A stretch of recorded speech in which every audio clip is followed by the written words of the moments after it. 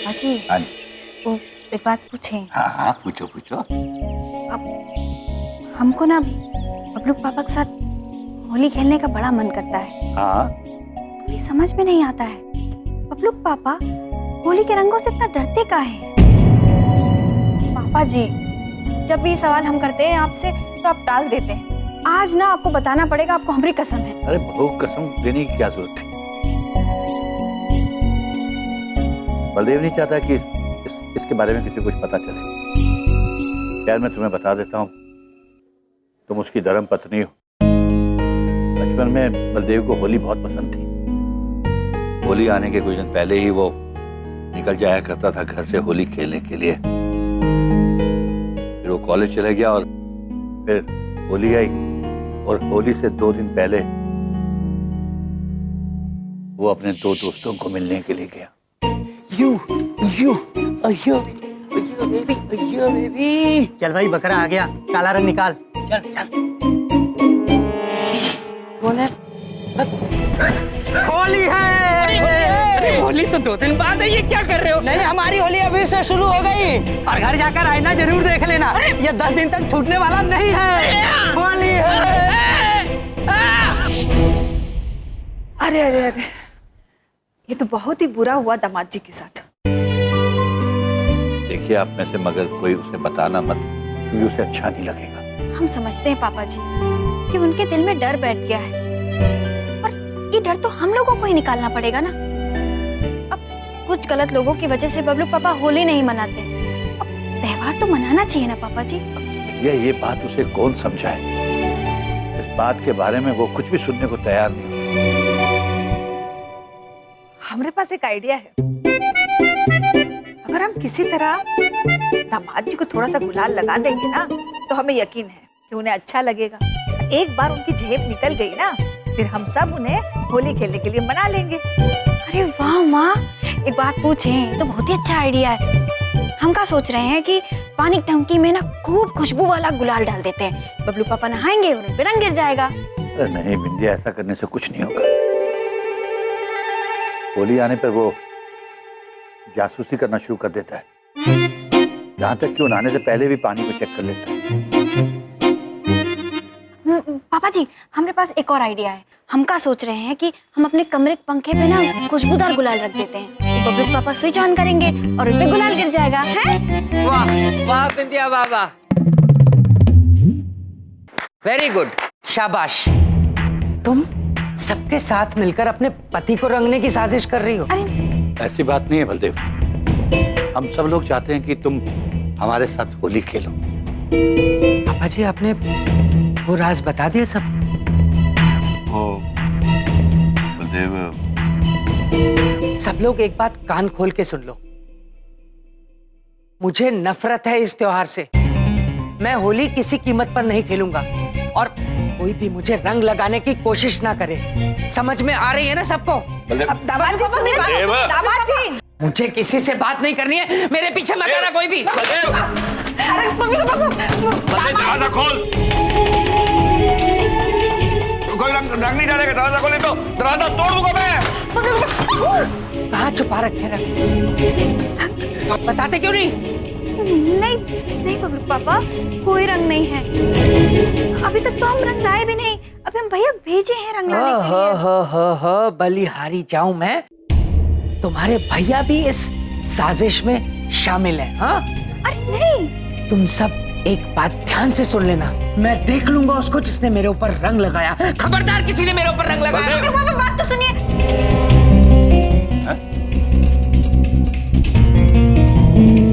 हाँ,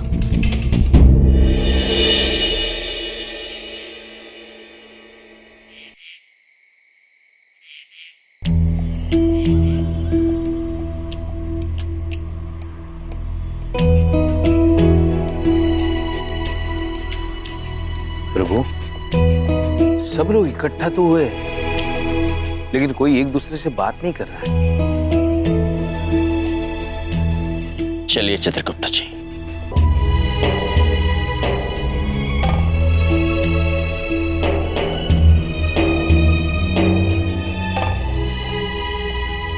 प्रणाम।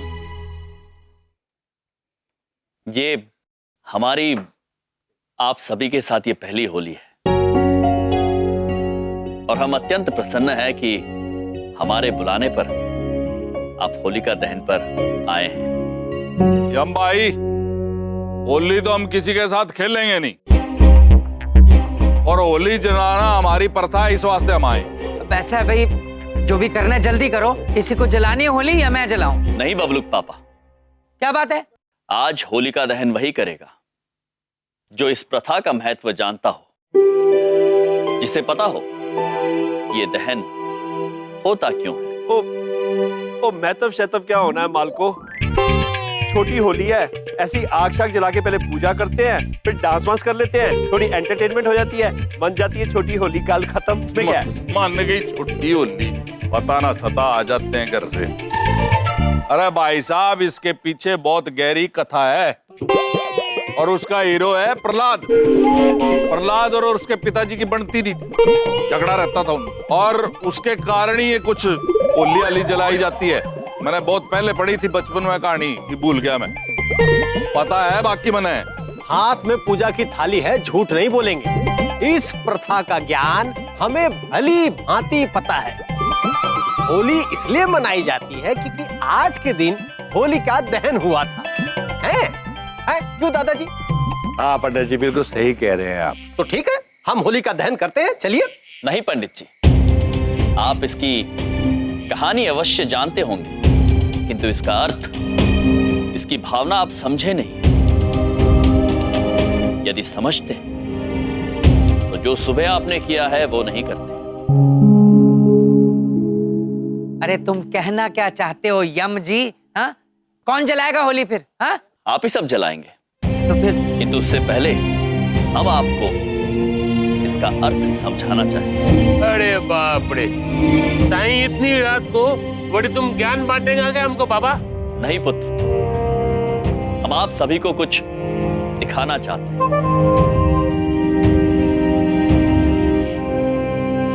चमन पुत्र, आप तैयार हैं? जैसी आपकी आज्ञा। श्रीदेवी जी, उधर चलो। Let's go.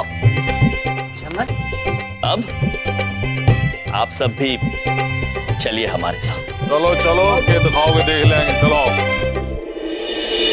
भाई, उस नौटंकी वाले का पता चल गया। यमराज नाम है उसका, यहीं रहता है चंद्रपुरी में।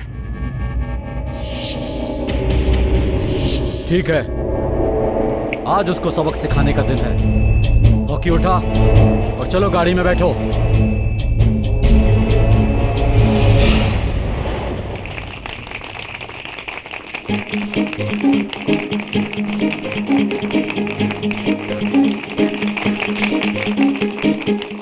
बलदेव, बिंदिया का? पापा जी, वो आ रही थी, उसकी सर में दर्द हो गया, फिर मैंने कहा आराम कर ले, यहाँ भी तो सर दर्द ही होना है। देखो इनकी नौटंकी। अच्छा चुपचाप बैठ।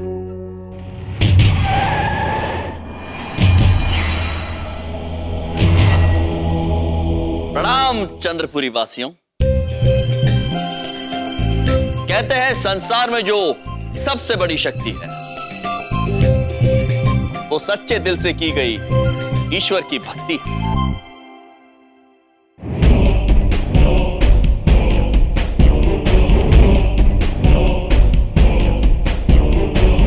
ये कहानी है उस आस्था की ताकत की जिसे ना कोई असुर भेद पाया, ना कोई भेद पाएगा। जिस भक्ति की ताकत के आगे बड़े बड़े पहाड़ टूट गए, आसमानों का सर झुक गया। कई असुर टकराए हैं भक्तों की भक्ति से, किंतु भक्ति सदा अटल रही, अटूट रही। ऐसा ही एक भक्त बालक था जिसकी ये कहानी है। ये कहानी है भक्त प्रहलाद की। वाह,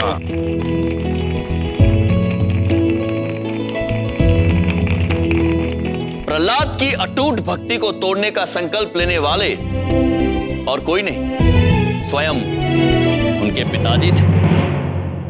असुरों के असुर, खूंखार, महाशक्तिशाली राजा हिरण्यकश्यप।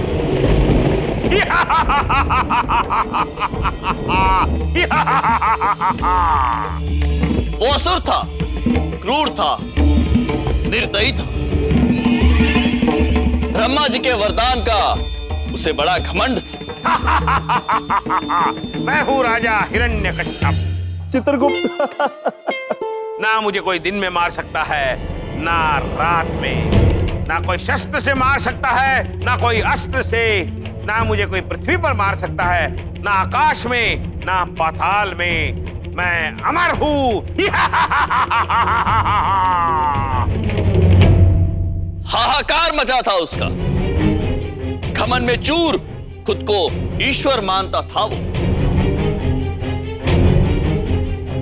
और नफरत करता था प्रभु विष्णु से। मैं ईश्वर हूँ, मुझे पूजो।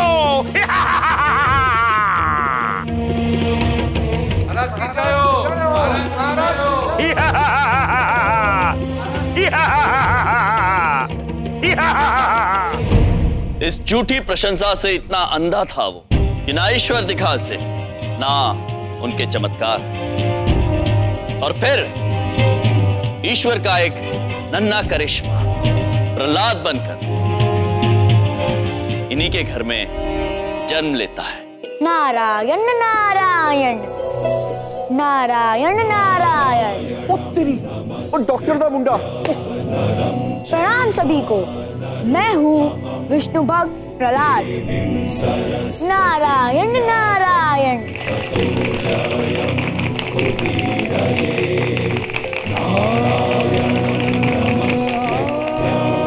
चेहरे पर एक अटल सौम्य मुस्कुराहट। नारायण नारायण। उसकी भक्ति में भगवान विष्णु का तेज था। उसे न डर था किसी गाज का, ना किसी दाज का। हिरण्यकश्यप ये जानने के बाद कि उसका पुत्र उसे नहीं प्रभु विष्णु को पूजता है, नारायण नारायण। क्रोध से तिल मिला उठा और पूरे आक्रोश के साथ बुलाया अपने पुत्र प्रहलाद को। प्रहलाद, नारायण नारायण। जब तुम्हारे भगवान स्वयं तुम्हारे सामने खड़े हैं, तो किसी और को पूजने की क्या जरूरत है? मैं क्षमा चाहता हूँ पिताजी, आप मेरे पूज्य पिताजी अवश्य हैं, पर भगवान नहीं। पिता ईश्वर तुल्य होते हैं, ईश्वर नहीं। ईश्वर तो सिर्फ एक है, प्रभु विष्णु। नारायण नारायण। प्रहलाद, तुम्हारी इस अशिष्टता के लिए मैं तुम्हारे प्राण ले सकता हूँ। नहीं पिताजी, आप प्राण लेने का प्रयत्न अवश्य कर सकते हैं, लेकिन ये प्राण आपके या मेरे नहीं, प्रभु विष्णु के हैं। इन प्राणों को हरना या बचाना सिर्फ और सिर्फ प्रभु के हाथ में है। नारायण नारायण। बंद करो ये नारायण नारायण का जाप। नारायण नारायण। प्रहलाद, नारायण नारायण। प्रहलाद, नारायण नारायण। प्रहलाद।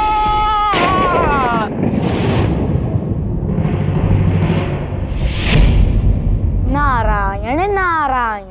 कब कोई अहंकार की तलवार भक्ति की शक्ति को भेद पाई है? प्रहलाद के अटूट विश्वास के आगे हिरण्यकश्यप बेबस था। वो हर हाल में, हर कीमत पर प्रहलाद की मृत्यु का उदाहरण बनाना चाहता था, और इसीलिए वो आखिरकार पहुंचा अपनी बहन होलिका के पास। बहन होलिका, हम तुमसे इसी क्षण बात करना चाहते हैं। प्रणाम भातश्री। श्रीदेवी, हमें आपकी चिंता का कारण मालूम है। तो तुम्हें हमारे यहाँ आने का कारण भी मालूम होगा। हम चाहते हैं कि प्रहलाद को तुम अपनी गोद में बिठाकर अग्नि में चले जाओ। तुम्हें वरदान है तो अग्नि तुम्हारा कुछ नहीं बिगाड़ सकती, लेकिन प्रहलाद और उसका अंधविश्वास जलकर भस्म हो जाएगा। मैं क्षमा चाहती हूँ महाराज, पर यह असंभव है। प्रहलाद पुत्र, मैं उनके साथ कैसे? क्या तुम चाहती हो कि असुरों का अस्तित्व एक बालक के अंधविश्वास की वजह से खत्म हो जाए? नहीं महाराज, अगर ऐसी बात है तो प्रहलाद पुत्र को भस्म करने का कर्तव्य हम जरूर निभाएंगे। प्रहलाद पुत्र, अभी भी आपके पास समय है। आप हमारे महाराज को आप अपना भगवान मान लीजिए, नहीं तो हमें आपको आग में लेकर जाना होगा। मेरा विश्वास है मेरे प्रभु पर, वो मेरी रक्षा अवश्य करेंगे। आइए। नारायण नारायण नारायण नारायण नारायण नारायण नारायण नारायण नारायण नारायण।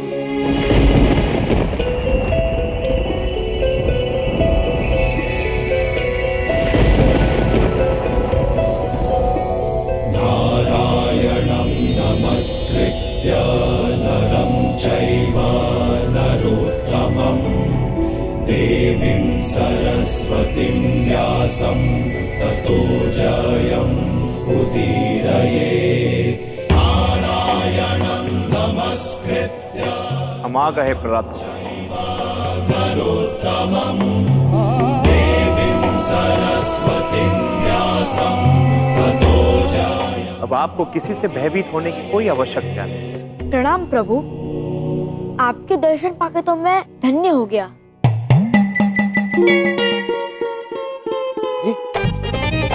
शिव जी का रोल तो मैं करने वाला था, ये अचानक कौन आ गया? आप हमारे सबसे परम भक्त हैं प्रहलाद। आप उदाहरण हैं इस बात की कि ईश्वर में सच्ची भक्ति हो, सच्ची श्रद्धा, तो मनुष्य किसी भी बुराई से बेझिझक लड़ सकता है। कुछ भी बोलो, काम अच्छा कर रहा है। आपके ये अटूट विश्वास की जीत मानव जाति बुराई पर अच्छाई की जीत के रूप में युगों तक पर्व की तरह मनाते रहे। आपकी ये भक्ति, ये अटूट प्रेम और श्रद्धा इस पावन पर्व के नाम पर अमर रहेगी प्रहलाद, युगों युगों तक।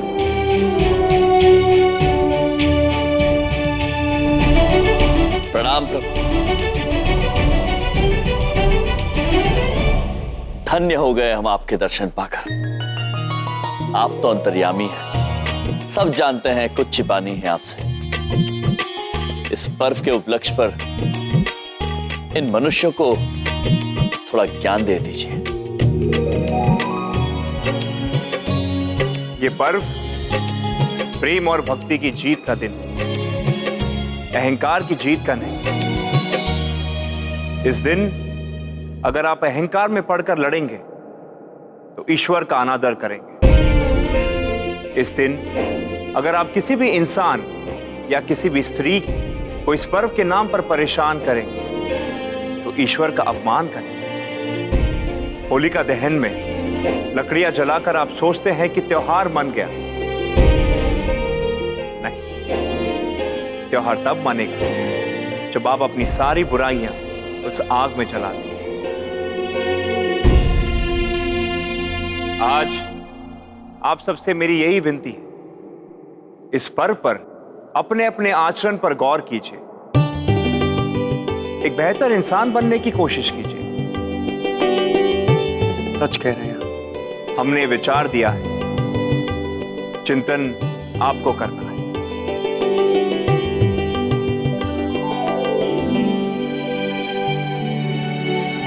चलिए, होलिका दहन का समय हो गया। धन्यवाद प्रभु।